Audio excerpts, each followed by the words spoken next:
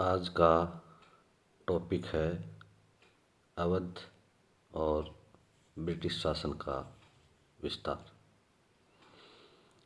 अवध के स्वतंत्र राज्य का संस्थापक मीर मोहम्मद अमीन शहादत खां था। इनकी मृत्यु के बाद सफदरजंग को नया सूबेदार बनाया, लेकिन इनके अस्थायित्व के कारण मृत्यु के बाद शुजाउद्दौला को अवध का सूबेदार बनाया गया। बक्सर की विजय के बाद अंग्रेजी सेनाओं ने अवध की ओर बढ़ते हुए बनारस व इलाहाबाद पर अधिकार कर लिया। नवाब शुजाउद्दौला ने रोहेलों व मराठों की सहायता से अंग्रेजी सेना को हराना चाहा, लेकिन असफल होते हुए 16 अगस्त 1765 को इलाहाबाद की संधि करनी पड़ी। इस संधि के तहत अंग्रेज़ों ने नवाब का क्षेत्र वापस लौटा दिया तथा बदले में नवाब ने 50 लाख रुपए जुर्माने के देना स्वीकारा। साथ ही इलाहाबाद के आसपास के क्षेत्र सम्राट शाह आलम को दे दिए गए, लेकिन शासन सम्राट की ओर से कंपनी के हाथ में रहने की शर्त रखी गई। इसके अलावा अवध की सुरक्षा कंपनी देगी, लेकिन खर्चा अवध के नवाब को देना होगा।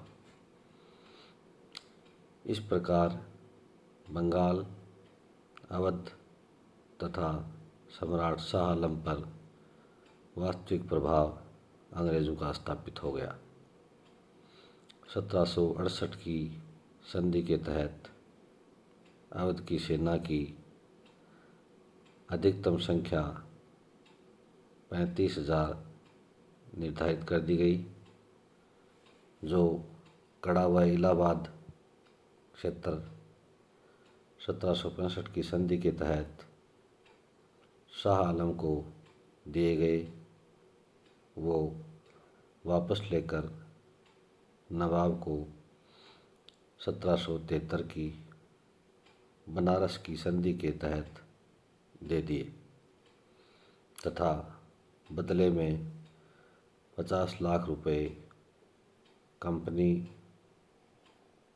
ने ले लिए तथा नवाब ने अपनी राजधानी में ब्रिटिश रेजिडेंट रखना स्वीकार कर लिया।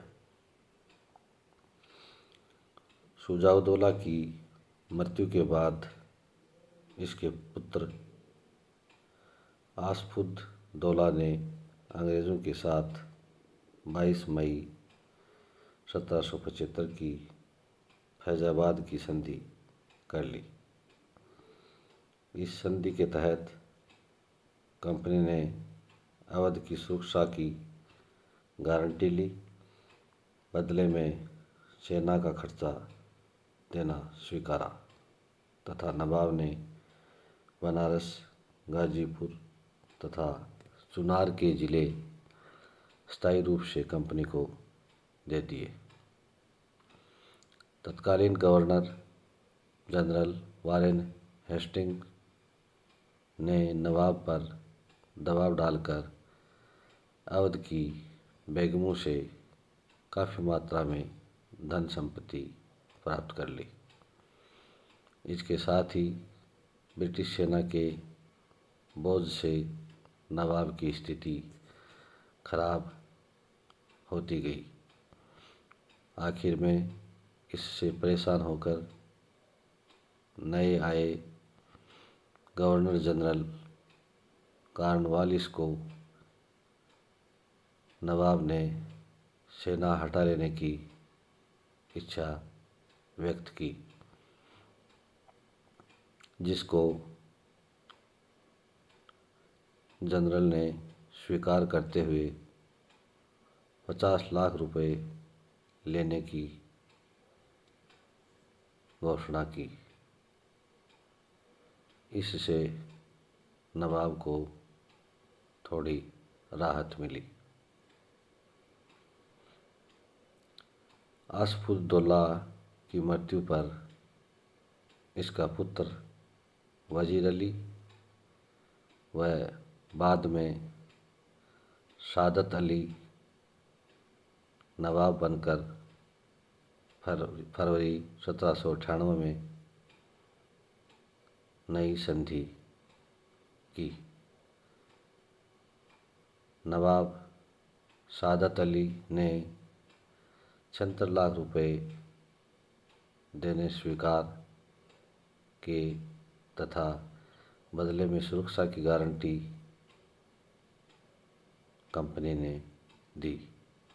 वह इलाहाबाद का दुर्ग ब्रिटिश सेना को दे दिया गया और नवाब ने सेना में कमी करना स्वीकार कर लिया। लेकिन कॉर्नवालिस के बाद लॉर्ड वेलेस्ली गवर्नर जनरल बनकर आए, जो महत्वाकांक्षी था, जिसके कारण दोनों में खींचतान चलती रही।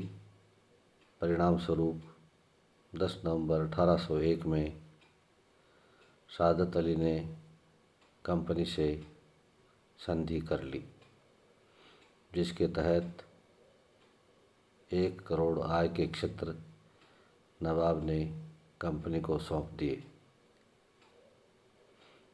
अवध की नवाब की सेना कम करने तथा प्रशासन का कार्य कंपनी की सलाह से करने का वचन नवाब ने दिया। इस प्रकार कंपनी को अवध के अतिरिक्त मामलों में दखल का अवसर मिल गया।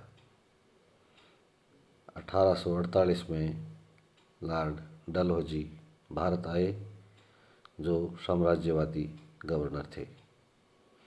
इन्होंने राज्य में अव्यवस्था एवं कुशासन के नाम पर अवध पर अधिकार करने की चेष्टा की।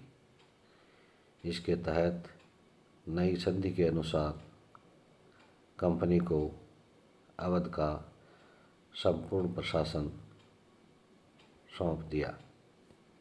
इससे नवाब वाजिद अली खुश नहीं था और वह इस संबंध में डलहौजी से मिला, लेकिन डलहौजी ने इसकी मांग अस्वीकार करते हुए नवाब को अपदस्थ करने की घोषणा कर दी तथा अवध को ब्रिटिश साम्राज्य में मिला देने का ऐलान कर दिया।